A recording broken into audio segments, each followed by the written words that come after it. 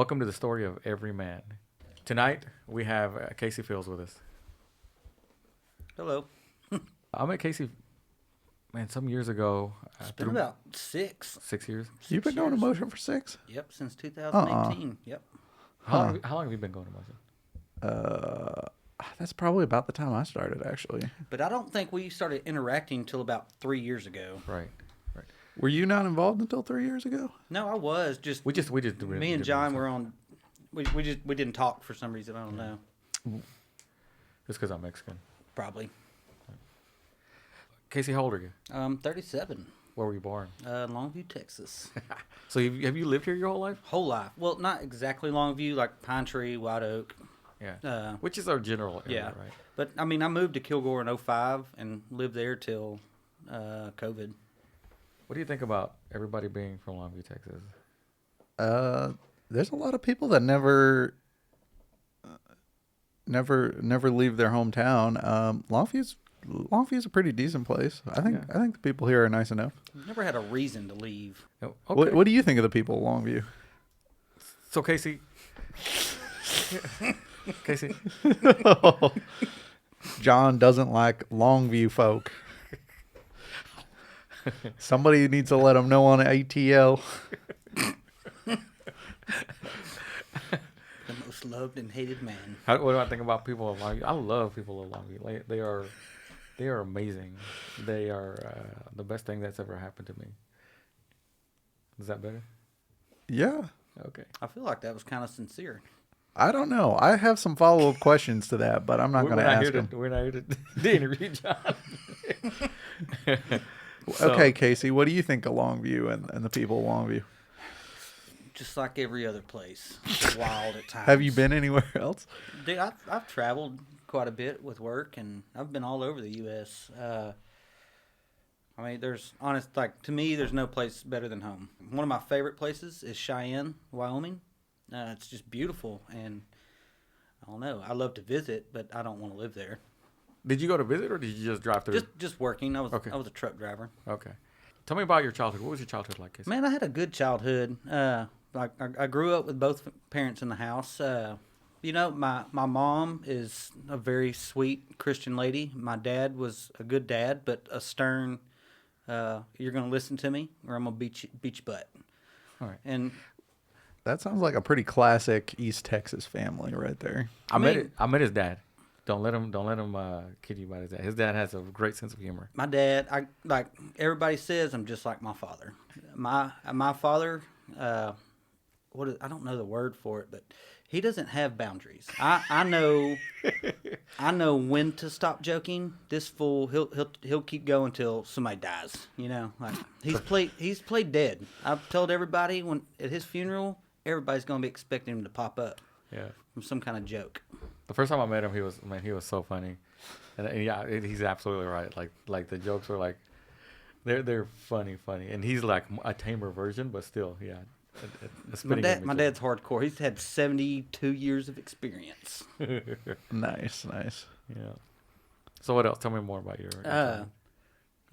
I lost a brother in '98. I think I was 11. I don't know the whole story. I can assume that it might have been drug related. Just knowing things now that I know. But I mean, we grew up happy. My parents divorced like after we moved out of the house. It was happy, you know. We weren't rich, but we weren't poor. Like just kind of middle class, probably. Did y'all still get along? Y'all still have a good family? Yeah, I mean, him and my dad. He was 23, so he was young. Him and my dad didn't have a good. I don't feel like they did, but. I was young. I saw what I saw. I don't know the whole story because you know what I mean. Yeah. You're a kid. You don't know everything. Oh, you were younger. You just didn't. Yeah, I was young. Okay. When he passed away. Do you have any other brothers? Sisters? I had two more. Okay. I lost another one in 2015 in a car wreck. My second oldest brother, he's still alive. We have a good relationship. How did you deal with those losses yourself? Completely honest, my first brother, like I knew him, but. That was when I first started to understand death. And I had people telling me I was depressed just because the way I was acting, but I don't think it had anything to do with that. I think I was just bored and hyperactive and always on go, like just defiant, like real defiant. And people seem to be interpreting that as like dealing with the loss of your Right. parents. So, and that's, man, that's when I got put on Zoloft when I was 10, along with Adderall. Okay. Did you take it like you're supposed to? Oh yeah, my mom was very. I didn't start like I never abused it, but like as I got older, like in high school, like. But I mean, I would give it away, you know, like in high school because I did not want to take it. I didn't. I guess that's what I meant by the question is, did you do it like you're supposed to? Like, because some people are supposed to be taking it and they won't take it because they don't want to. Up until the 11th grade, like I was still prescribed it, but I was not taking it like I was supposed to. Why'd you stop taking it? If you Man, Adderall it zonked me out, dude. Like. And you knew you didn't want to feel that way. Yeah, because I was like this all the time, but with that medication, dude, it just zombie. But inside your brain, you're still 1,000 miles an hour, like. And I've heard that description many times, right? It's for real, like you're trapped. Yeah. And you can't do nothing. Like it's hard to explain. Yeah. I can. Okay. Like quit taking it myself when I was 17. In terms of dealing with death, did you ever see it any different? For example, when other people or other loved ones pass away, did you kind of have any different feeling? I mean, like just like everybody else, like you're sad. The death that hit me the hardest was my brother Cody that passed away because we were close. Okay. And he's my only like biological brother, but you know I see my brother my living brother right now. I see him like he's been there my whole life. He's my brother. Okay. But Cody was like blood, same parents, and we had a certain relationship, you know. Mm-hmm. At his funeral, me and my other brother are cracking jokes at the casket because like that was us, you know. We'd be like, "Are you faking?" And my mom did not like that. Yeah. Yeah. So that's just people's unique way of dealing. That's how we coped. Yeah. At least you weren't taking selfies with them. Yeah, I couldn't do that. There's a boundary.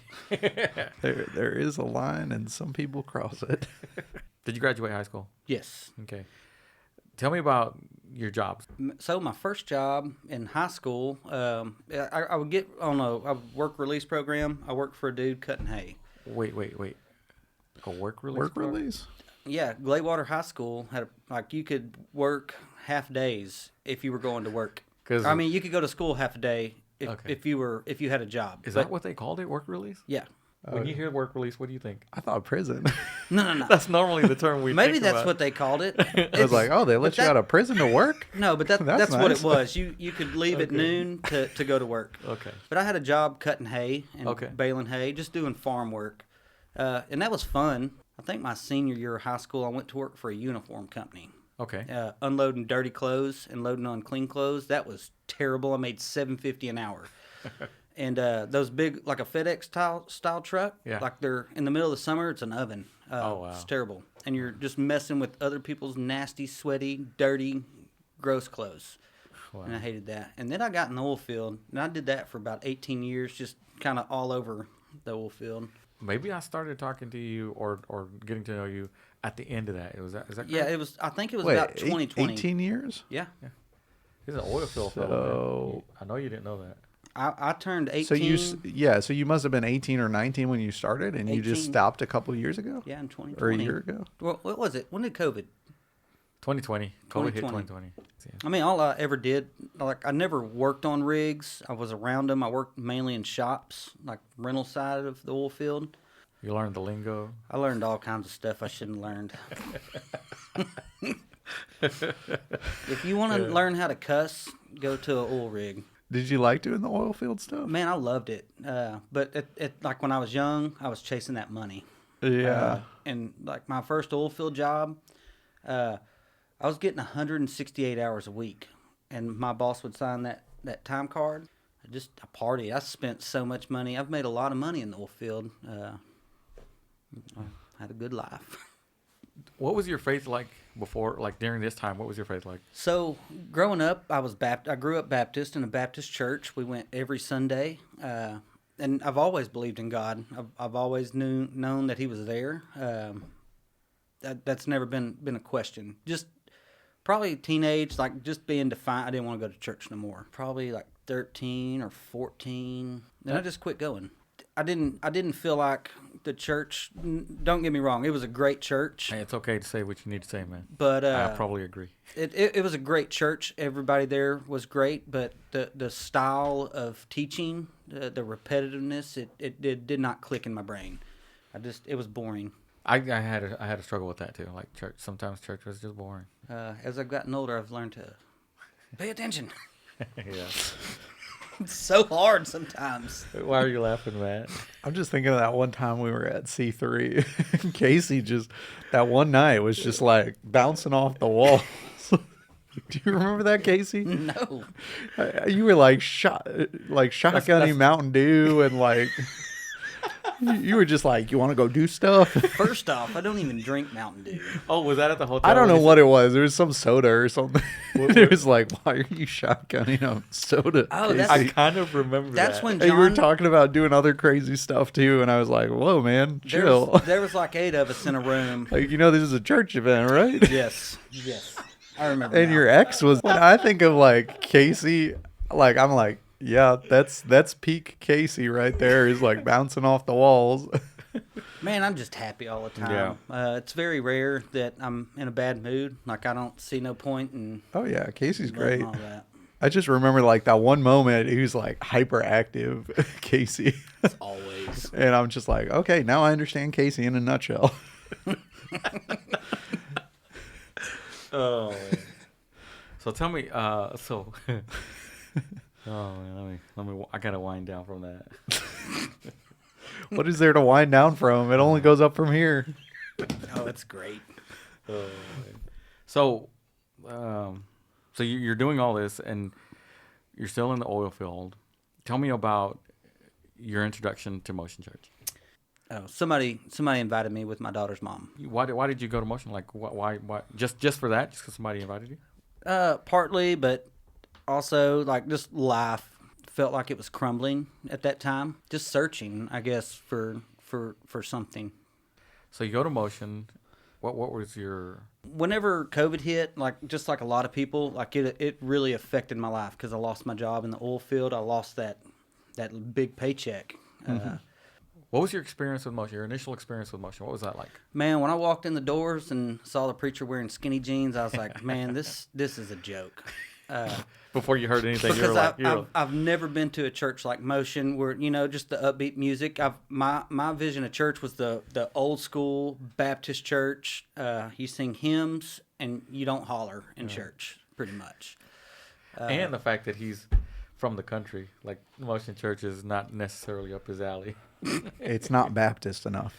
Well, it's very diverse group of people. I mean, like people from all walks of life. Like people I never would expect to be hanging out with a guy like you, ever. Does Absolutely. diversity make you uncomfortable, Casey? No, like No. it has opened me up to so many new friendships. What do you think about that? What do you think about the diversity in that? I like it a lot. It's one of my favorite things about Motion. Yeah. You might walk to somebody and have this conversation, and you might walk to the second person and be like, "No, there's nothing like the conversation we just had." Well, I think I like that. And people that like I consider friends, like Alex, the guitarist. To me, he's very nerdy. He's not somebody that I would get to know. But I found out that he worked for a fab shop. Yeah. And I figured out a common ground to make a friendship over. And he's extremely smart. And I mean, we're not the best of friends, but we check in on each other. And I've learned some cool things. He does some pretty cool stuff. He basically works for NASA right now. Yeah. He really does. He's possibly my favorite person in Motion. What? And John's Wait, like so offended. Wait, what? What did you just say? but just saying, there's so many different people at that John church. has never been so offended. Yeah. He's still hurt. Yeah. So But you're we, saying we all grew up with different backgrounds. Yeah. And of course we're all in the same place. There's some similarities, but we're all different. Like we can all learn from each other, and man, I love it. I like to people watch. What about your relationship with the pastor? What's that like? With the pastor Yeah. or the past. Hold on, my brain like farted. Hold on. Casey, I what thought is you your said- relationship with the pastor? thought you Casey said- turned real red when you said that, John. I thought That's he. because Casey's What do, mind. what do the three of you do when you're... Hold on. I thought he said pastor, and I'm like, like the cow pasture. No. So sorry. I'm like, why are we talking about that? Let me rephrase. Let me rephrase the question. Oh my god. I was like, Casey, what's your relationship with a grassy field I like that to holds mow. cows? I love to mow. You got to watch out for the wet cow patties because they're slick. Oh my god. Oh, this is so far all over the place. All right, let's get back on it. You got to be serious Let me now. back up. You Let me got to back be real serious now. Put on your serious face. Oh man. John, Okay. you're still smirking. In your time with motion, how has that affected your faith and brought you closer to God? Man, it's made me realize that my body is just a vessel while I'm on earth. And I feel that it's my job to serve people and not to be served. I love helping. I love being generous, in any way. Like, I know how to do a lot of things. If you need help with it, call me, But that's not a shameless plug that I want to help everybody, like build fences and stuff. So Chris, how has Chris affected you? And Chris is the pastor of Emotion Church. So right after I lost my job in the oil field, I have no clue. Maybe I told him, maybe something. I don't know. But one Sunday he stopped me. He's like, "Hey, you want to come help me?" And I was like, "What do you do?" And he's like, "I just fix up houses and whatnot." And I'm like, "Sure." And man, ever since then I've spent 5 days a week with him just about. What's it like getting to know him on a personal level versus on the pastor level? In my mind, I feel like in general, like you see a pastor and they should be Jesus, Jesus, Jesus all the time. Right. But people don't understand that they are people as well. Like they're on the same path we are. They might just be a little higher up in the game. You know what I mean? Mm-hmm. And I mean, to me, he's been a great role model in a way. He's taught me like so much, like just work wise and about the Bible. Just a lot about life, dude. What would you say? So let's say Chris was sitting in here today. What would you say to him, directly to him? I love you. Long time. I'm pretty sure he would say that to him in person. No, I'm grateful for every opportunity that he's given me. I feel like he's always believed in me and saw something that other people didn't, and gave me a chance to do big things. Yeah, I watched you do that. I watched you step up to the plate when people give you opportunities. I don't think you squander those opportunities. I think that's pretty awesome. So you said you had a child. Is that your only child? Yes. Are you married? No. You see your marriage in your future anytime? I do. Like that old joke, first marriages are like pancakes. It's okay to throw them out. Okay. That's totally a joke, but Dude, don't say that in front of this young man because You're wasting food, Casey? Didn't your grandparents ever tell you not to waste food? I mean, my grandpa used to tell me to keep $1 in my pocket because girls wanted lemonade. And I'm like, no, they want perks. Bud. So, Oh my lord! but I don't even know where to go with that one. This is probably the most interesting young man that I've known here recently. What would you say that in your life, what would you say is the greatest loss that you've experienced up to this point? man, I would say my last brother passing away, like that really messed me up. So it was sudden, like you Yeah, it was out in of the blue. 2015. It was a car wreck. Yes, and I remember it was a Saturday night, and I was at my brother-in-law's house, and we were drinking, whatnot, around a fire, and my mom called me and told me, and I didn't believe her. Like, I hung up the phone and went right back to what I was doing, and then all of a sudden, like, it just hit me. And I was like, we need to go to my parents' house. I don't feel like I got to mourn my brother, and grieve. That was going to be my next question is, do you feel like you ever properly grieved your brother? Probably not until several years later. Yeah. there's probably more of a depression with just a combination of a lot of life things going on. And it just, I don't know, I got in a rut, and that rut that's got deeper and deeper and deeper, and that's where I'm at now, is working myself out of that rut. I know it's hard to talk about that. I know that we've all had severe losses, and it's hard to bring those things up and hard to work through them. Yeah. And I'm pretty sure you'll make it. It's all emotional, man. Yeah. I mean, you got to learn when to cut the emotions off and get back to business. Because if you let them eat you up, dude, it's gonna keep you right here your whole life. Are you somebody who is uncomfortable with difficult emotions? I used to be very empathetic. I've experienced a lot in life, so like I'm very picky with who I have empathy for, you know, because I've been played. I've had people use serious emotions against me. It turns out it was all crap. Like it was just a ruse to get at me. And Do you feel like you've hardened your heart as a result? Definitely. Yeah, and I think for anybody listening, Casey is he's one of the most sincere people I know.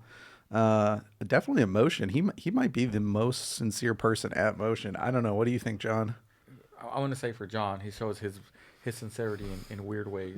Yes, he is very sincere. Well, I guess. yeah, and let me clarify a little bit. It's like I don't think that Casey has a whole lot of ulterior motives. I think absolutely not. what you see, that's what you get. Like, and 100%. He calls it like it is. And I feel like you were like, is this really you? And Yeah. I feel like we had that conversation at one point. Yeah, he's interesting, but yes, I agree with what you're saying. And that's the question. Like, is what I'm seeing what's really there?